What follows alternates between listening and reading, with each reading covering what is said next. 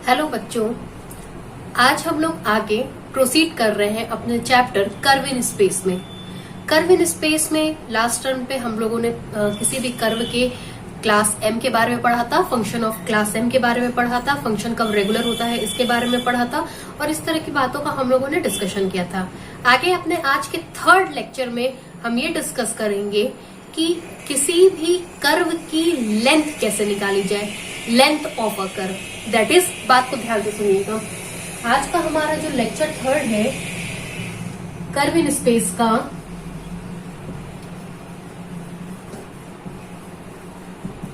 उसमें हम ये डिस्कस करेंगे कि लेंथ ऑफ द कर्व किस तरीके से मेजर की जाए।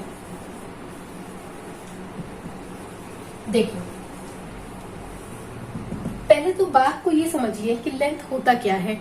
एक्चुअली में होता क्या है, जब किसी कर्व के बारे में आप डिस्कस करते हैं तो ये कतई जरूरी नहीं है कि वो कर्व हमारा हमेशा क्लोज सर्किट के तहत हो। फॉर एग्जाम्पल, अगर आप सर्किल को देखते होंगे, उसकी आर्क लेंथ निकालती होगी, तो सर्किल में अगर उसका पूरा का पूरा पैरामीटर आप ले लें तो वो 2πr हो जाएगा। इस केस में आप कह सकते हैं कि सर्किल का जो आर्क लेंथ होगी 2πr होगी। लेकिन वहीं अगर हम बात करें पैराबोला या हाइपरबोला की, तो पैराबोला या हाइपरबोला का डायग्राम कुछ इस तरीके का बनता है।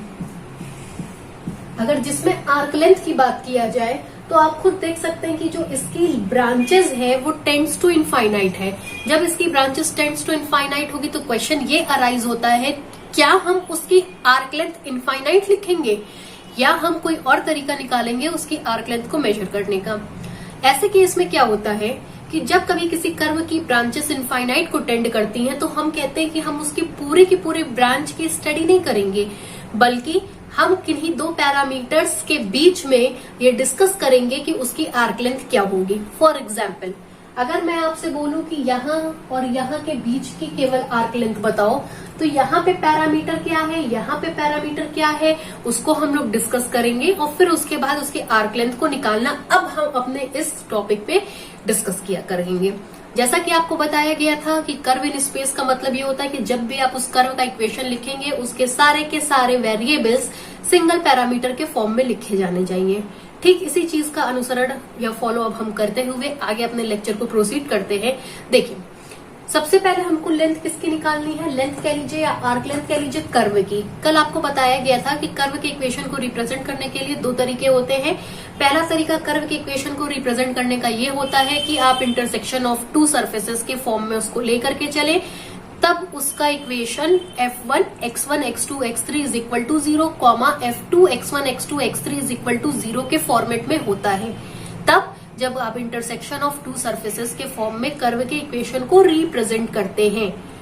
ऑन द अदर हैंड, अगर आपके पास एक सिंगल पैरामीटर दे रखा है, तब पैरामीट्रिक फॉर्म में कर्व का इक्वेशन जो आप लिखते हैं वो आप लिखते हैं xi is equal to xit, जहां t हमारा पैरामीटर होता है और आप जानते हैं i की वैल्यू वेरी करती है 1 2 3।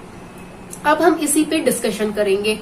मान लेते हैं कि हमारा ये कोई कर्व दे रखा है, ये हमारा कोई कर्व है। इस कर्व की ब्रांचेस इनफाइनाइट को टेंड कर रही हैं, नहीं कर रही हैं, ये हमारा डिस्कशन का मैटर नहीं है। हमने आपसे कहा कि यहाँ कोई पॉइंट P0 है और यहाँ कोई पॉइंट P है जिसको हम Pn के नाम भी दे रहे हैं। इनके बीच में हमको इस कर्व की आर्क लेंथ निकालनी है, जहां इस कर्व का इक्वेशन है xi is equal to xit, मतलब इसके सारे variables with respect to parameter t के फॉर्म में लिखे जाएंगे। हम मान लेते हैं यहाँ पे हमारा पैरामीटर है t0, जबकि यहाँ हमारा पैरामीटर है tn। ठीक, अब इसके बीच की हमको आर्क लेंथ को मेजर करना है। आप ये बात बहुत अच्छे से जानते हैं, जब आप छोटी क्लासेस में रहे होंगे तब आपने पढ़ा था, जब n टेंड करता है इनफाइनाइट को, मतलब n बहुत लंबा हो जाता है, तो उस केस में आर्क लेंथ कहीं ना कहीं उसकी कॉर्ड लेंथ के बराबर होती है। जैसे अगर ये पॉइंट है हमारा, ये कॉर्ड है और ये आर्क है, इस पॉइंट को टेंड करा दीजिए इनफाइनाइट पे। जैसे जैसे ये पॉइंट टेंड करता जाएगा इनफाइनाइट पे, ये कॉर्ड लगभग इस आर्क से कोइंसाइड कर जाती है, मतलब वो उसी में मर्ज हो जाती है। ऐसे केसेस में हम लोग कहते हैं कि ये कॉर्ड और ये आर्क लगभग एक दूसरे के बराबर होती है। कंडीशन क्या होती है इसकी? n tends to infinite. n tends to infinite मतलब ये पॉइंट हमारा कहाँ अप्रोच कर जाता है? इनफाइनाइट पे अप्रोच कर जाता है। फिर से बोल रही हूँ, जब पॉइंट हमारा n इनफाइनाइट पे अप्रोच कर जाता है, मतलब बहुत लंबे सेक्शन की अगर हमको आर्क लेंथ निकालनी होती है, तो उस केस में कॉर्ड लगभग आर्क के बराबर हो जाता है। ठीक है, अब देखिए यहाँ पे इस चीज को डिस्कस करने के लिए इसके बीच में हम n-1 पॉइंट्स को डिफाइन करेंगे। n-1 पॉइंट्स मतलब पहला पॉइंट जो मैंने डिस्कस किया वो है P1, दूसरा पॉइंट जो मैंने किया वो है P2, तीसरा पॉइंट जो मैंने किया P3, और ऐसे ही बढ़ते बढ़ते एक पॉइंट हमने ले लिया PK, नेक्स्ट पॉइंट हमने ले लिया PK+1, और ऐसे ही बढ़ते बढ़ते हम यहाँ टेंड कर जाएंगे। इसके जस्ट पहले का पॉइंट होगा Pn-1।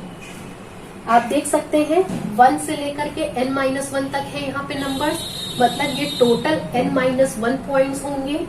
n-1 में n-1 है ये पॉइंट्स यहाँ से यहाँ तक के। इसके बीच में एक पॉइंट और इंट्रोड्यूस किया, इसके ऊपर एक पॉइंट और इंट्रोड्यूस किया, तो कुल मिलाकर के ये हमारे n+1 पॉइंट्स हो गए। आपने देखा कि इस कर्व के ऊपर जितने टोटल पॉइंट्स बने हुए हैं उनकी संख्या n+1 है। जहां इसको और इसको छोड़ दिया जाए तो नंबर ऑफ पॉइंट्स हमारे पास n-1 है। इसके करस्पॉन्डिंग पैरामीटर लेकर के चल रहे हैं T1, इसके करस्पॉन्डिंग पैरामीटर लेके चल रहे हैं T2, इसके करस्पॉन्डिंग पैरामीटर है T3, इसके करस्पॉन्डिंग पैरामीटर है Tk, इसके करस्पॉन्डिंग पैरामीटर है Tk+1, और इसके करस्पॉन्डिंग पैरामीटर है हमारा Tn-1।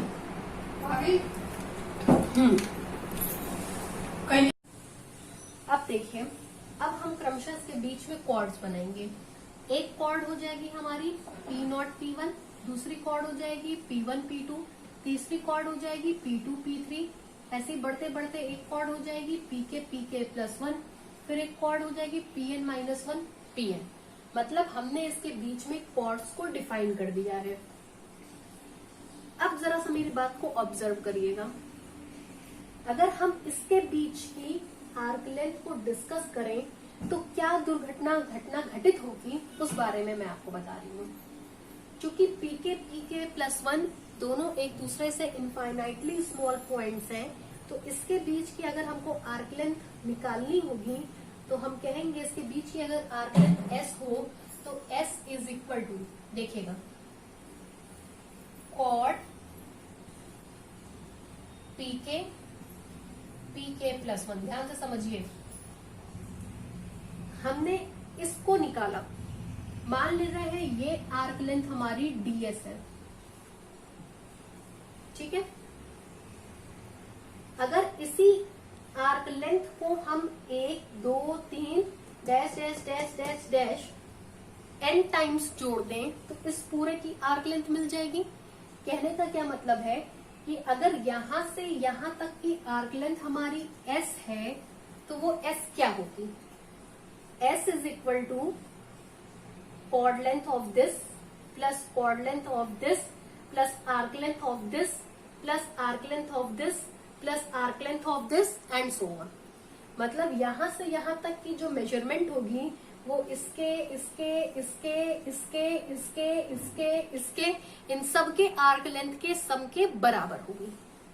ठीक, आपको पता है जैसे जैसे ये पॉइंट टेंड्स टू इनफाइनाइट होगा हमारी आर्क किस में बदल जाएगी? कॉर्ड में बदल जाएगी। इसलिए मैंने यहाँ पे कॉर्ड लिखा। कॉर्ड कब लिखाएगा? जबकि n कहाँ टेंड कर जाए? इनफाइनाइट को। जस्ट अ सेकेंड, कॉर्ड कब लिखाएगा? जबकि n कहाँ टेंड कर जाए? इनफाइनाइट को। दूसरी चीज,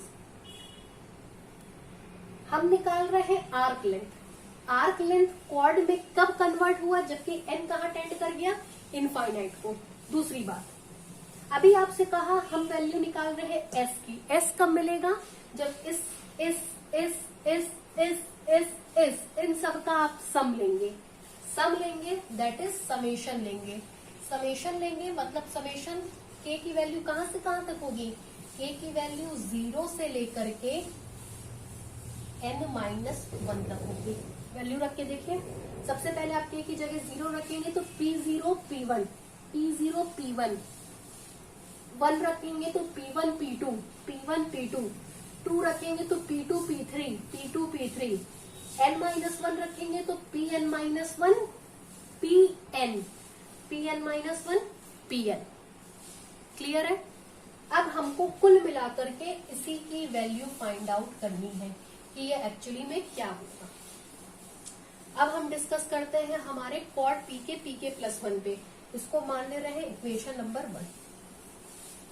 चलिए अब आगे देखिए, चूंकि शुरुआत में आपको बता दिया गया है कि i की वैल्यू 1 2 3 होगी। 1 2 3 का मतलब आप यूक्लिडियन कोऑर्डिनेट सिस्टम में डिस्कशन कर रहे हैं। यूक्लिडियन कोऑर्डिनेट सिस्टम में डिस्कशन के दौरान आप जानते हैं कि कॉर्ड का मान निकालने का क्या मतलब होता है। In Euclidean coordinate system, in Euclidean coordinate system, देखिए chord pk +1 is equal to, इसकी वैल्यू क्या होती है, pk की बात करें तो pk पे जो आपका मेजरमेंट होगा वो tk के करस्पॉन्डिंग होगा। जबकि pk +1 की बात करें तो यहाँ पे आपका पैरामीटर tk +1 होगा। वैल्यू हमारी क्या आती है, xi किसके corresponding, tk +1 minus xi t, सुनिएगा, x1 माइनस y1 का square plus x2 minus y2 का square plus x3 minus y3 का स्क्वायर। मतलब दो पॉइंट्स के बीच के अगर आप डिस्टेंस निकालते हैं यूक्लिडियन कोऑर्डिनेट सिस्टम में तो लिखते हैं x1 माइनस y1 का square plus x2 minus y2 का square plus x3 minus y3 का स्क्वायर अंडर रूट में। यही चीज आप लिखते हैं अगर डिस्टेंस बिटवीन टू पॉइंट्स निकालते हैं तो। चूंकि कॉर्ड है तो कॉर्ड मतलब इन दोनों पॉइंट्स के बीच के डिस्टेंस। अंतर क्या हुआ, x1 x2 x3 इसके कोऑर्डिनेट होते हैं, y1 y2 y3 इसके कोऑर्डिनेट होते हैं।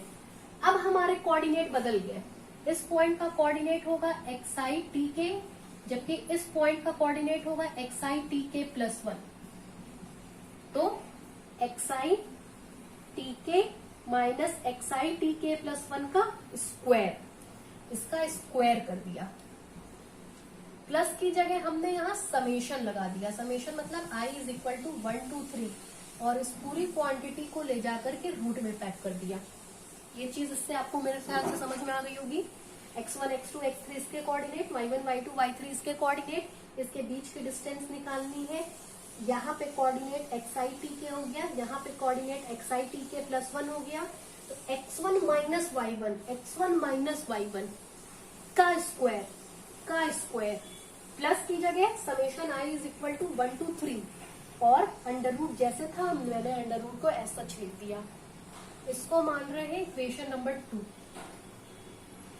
अब आगे देखिए, आपने मीन वैल्यू थ्योरम सुना होगा। मीन वैल्यू थ्योरम क्या कहता है कि अगर हमारा फंक्शन कंटिन्यूअस है तो किन्हीं भी दो पॉइंट्स के बीच में एक पॉइंट ऐसा पाया जाएगा जिस पर हमारा फंक्शन का डेरिवेटिव कुछ इस तरीके के नियम का पालन करेगा। किस तरीके के नियम का, वो भी देख लीजिए।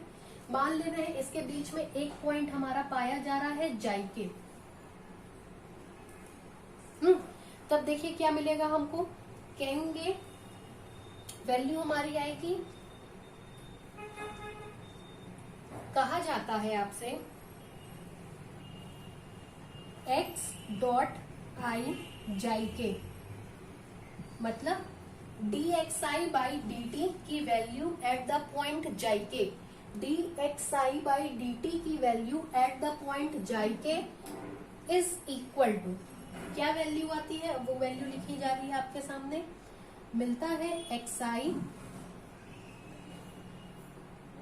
tk +1 minus xi tk whole upon T K plus one minus T K X dot I, मतलब मीन वैल्यू थ्योरम कहता है इन दोनों पॉइंट्स के बीच में एक पॉइंट जाके ऐसा पाया जाएगा जिसपे फंक्शन के डेरिवेटिव की वैल्यू कुछ इस तरीके से अपनी भूमिका निभाएगी, जहां जाई के कुछ और नहीं बल्कि टीके से बड़ा कोई मान होगा, बड़ा, और टी के प्लस वन से कोई छोटी कोई वैल्यू होगी, मतलब उसके बीच में कहीं एक पॉइंट लाई करेगा। अब हम करेंगे क्या, दिस इम्प्लाइज दैट, इससे इसकी वैल्यू निकाल रहे तो मिलेगा X I T K plus one minus X I T K is equal to X dot I जाई के, साथ में आएगा T K plus one minus T के। इसको कंसीडर कर लीजिए इक्वेशन नंबर 3, इतना आप देख सकते हैं एक बार। अब हम करेंगे क्या, इक्वेशन नंबर 3 की वैल्यू ले जाकर के इक्वेशन नंबर 2 में रख देंगे, उस 2 की वैल्यू जो आएगी उसको ले जाकर के इक्वेशन नंबर 1 में रख देंगे। इतना आप देख लीजिए। फिर से x डॉट आई का मतलब बता रही हूँ, x डॉट आई का मतलब होता है dxi बाई dt। कल ही आपको मैंने बताया था डॉट आने का मतलब t के रिस्पेक्ट में डिफरेंशिएट कर रहे हैं, डैश आने का मतलब s के रिस्पेक्ट में डिफरेंशिएट कर रहे हैं। चलिए अब इस वैल्यू को यूज कर दिया जाए 2 में, मैं यहां से यहीं पे लिख दे रही हूं, using equation 3 in equation 2 we get, 3 का इस्तेमाल 2 में करेंगे तो देखिए आपको क्या मिलेगा, ये अब इतना मैं मिटा रही हूं। जैसे ही 3 का इस्तेमाल 2 में करेंगे आपको मिलेगा कॉड P K plus 1 is equal to under root में summation I is equal to 1 2 3 X I T K plus 1 minus X I T K की जगह ये वैल्यू आएगी, मिलेगा आपको एक्स डॉट आई जाई के, और फिर आएगा T K plus 1 minus T के का होल स्क्वायर। ठीक, अब देखिए समेशन जो लग रहा है वो किस पे लग रहा है, आई पे लग रहा है। आई यहाँ पे है मतलब समेशन इस पे तो वर्क करेगा, लेकिन इसमें कहीं आई नहीं है मतलब उसका समेशन पे कोई रोल नहीं रहेगा। इसका समेशन पे कोई रोल नहीं है तो इसको हम लोग रूट से बाहर कर देंगे। जैसे ही रूट से बाहर करेंगे हमको मिलेगा कॉड P K plus 1 is equal to under root में summation I is equal to 1 2 3 X dot I जाइके का होल स्क्वायर, और ये रूट से निकलेगा तो आपको देगा T K plus 1 minus T के। ठीक है, इसको हम कंसीडर कर रहे हैं इक्वेशन नंबर 4। अब क्या करेंगे, इक्वेशन नंबर 4 का यूज कर देंगे इक्वेशन नंबर 1 में।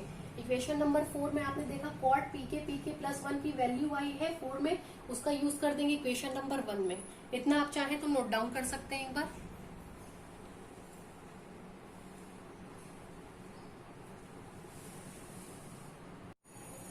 अब मैं यहां से इरेज कर रही हूं। चलिए देखा जाए, डायग्राम की भी अब कोई जरूरत नहीं है, मेरे ख्याल से आप नोट कर ही चुके होंगे, ये भी मैं इरेज कर दे रही हूं। चलिए अब देखिए 4 का यूज 1 में कर रहे हैं, using equation 4 in equation 1 comma we get. जैसे ही 4 का यूज हम 1 में करेंगे मिल जाएगा हम लोगों को s इज इक्वल टू, ध्यान दीजिएगा कुछ चेंजेस आएंगे, limit n tends to infinite summation k is equal to 0 से n माइनस 1 कॉड पी के प्लस 1 की जगह वैल्यू आएगी under root summation i is equal to 1 2 3 x dot I जाइके का होल स्क्वायर, और बाहर आएगा T K plus 1 minus T के। 2 मिनट सुनिए अब मेरी बात। ये समेशन किस पे लग रहा है, k पे। ये पूरी की पूरी वैल्यू अगर आप देखी जाए, देखिए रूल हमारा क्या कहता है, s is equal to limit n tends to infinite summation की जगह इंटीग्रल साइन बना दो और T K plus Y minus T K की जगह dt लिख दो। अंडर रूट में ये जो लिखा है इसको ही लिखेंगे, आएगा समेशन 1 2 3। क्रमशः इसकी वैल्यूज अगर आप रखते जाएं तो वैल्यू रखने पर आपको मिल जाएगा, एक बार ऐसे लिख रहे हैं, i is equal to 1 2 3 x dot I जाइके का होल स्क्वायर dt। ये आपने पढ़ा होगा जब आपको इंटीग्रल साइन को में चेंज करना बताया जाता है, तब आपने पढ़ा था कि किस तरीके से समेशन और लिमिट ये दोनों इंटीग्रल साइन में कन्वर्ट हो जाती है और बाकी आगे की चीजें आपकी एज सच लिखी गई हैं, इस तरीके से चेंज हो जाती हैं। टी के प्लस 1 के की लिमिट लिख दीजिए, टी इज इक्वल टू 0 से, अब वो टी के लिए हो जाएगा n माइनस 1 तक। इतना आप देख सकते हैं, ये टी का चेंज था, के की लिमिट कहां से कहां तक थी, 0 से n माइनस 1 तक। अब यही वैल्यू हमारी इसके लिए वर्क करेगी। या आप चाहें तो आप कह सकते हैं कि t की लोवेस्ट वैल्यू कितनी थी, सबसे पहले t is equal to T not थी और उसके बाद t की वैल्यू थी t is equal to T N. अगर आपको याद आ रहा हो, यहाँ पे मैंने कर्व ड्रॉ किया था, सबसे लोवेस्ट पॉइंट आपका टी नॉट था, सबसे हाईएस्ट पॉइंट टी एन था, जिसके करस्पॉन्डिंग हमको टी एन मिल रहा था। देख लीजिए यहाँ तक। इसको सॉल्व किया जाए तो मिलेगा s is equal to integral T not से टी एन। इस वैल्यू को हम लिखने चल रहे हैं 1 लिखेंगे तो x डॉट 1 का स्क्वायर प्लस x डॉट 2 का स्क्वायर प्लस x डॉट 3 का square with respect to dt।